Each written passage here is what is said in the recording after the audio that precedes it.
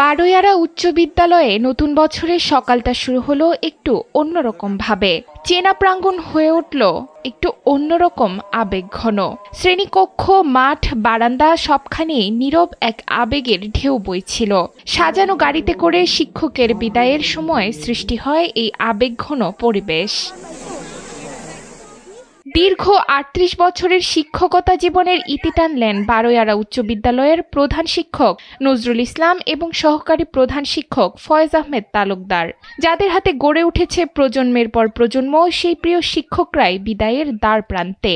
আমাদের যে নুরুল স্যার, তারপরে ছিল ফয়েজ আহমেদ, ওনারা আজকে বিদায় নিবে, অবসরপ্রাপ্তি হবে। স্যারদের সাথে আমাদের অনেক স্মৃতি আটকে রয়েছে। নজরুল স্যার, ওনার সাথে আমার খুবই ঘনিষ্ঠ সম্পর্ক হয়েছে।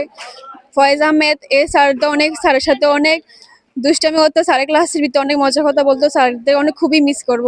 সকালে বিদ্যালয় মাঠে আয়োজিত অবসরজনিত বিদায় সংবর্ধনায় বর্তমান ও প্রাক্তন শিক্ষার্থীদের মিলন মেলায় এক আবেগঘন পরিবেশের সৃষ্টি হয়।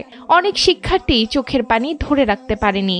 পবিত্র কোরআন তেলাওয়াত ও জাতীয় সঙ্গীতের মধ্য দিয়ে শুরু হয় অনুষ্ঠান।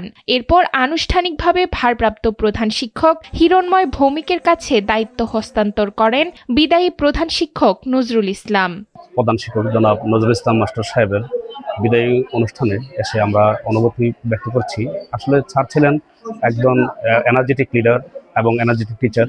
স্যারের মূলত এই এলাকায় শিক্ষা বিতরণের মাধ্যমে হাজার হাজার ছাত্ররা আসার দিক পেয়েছেন এবং শুধু একজন শিক্ষকই ছিলেন না, উনি সোশ্যালকে, টোটাল গ্রামকে অ্যাকোমোডেট করে ঠিক আছে এই এলাকাকে আধুনিক এবং শিক্ষিত একটি এলাকা হিসেবে গড়ে তুলেছেন। বিদায়ের মুহূর্তে আবেগে ভিজে ওঠে শিক্ষকদের কণ্ঠ। শেষ মুহূর্তে শিক্ষার্থীদের ভালোবাসায় ফুল ও ব্যানারে সাজানো গাড়িতে উঠলেন দুই শিক্ষক।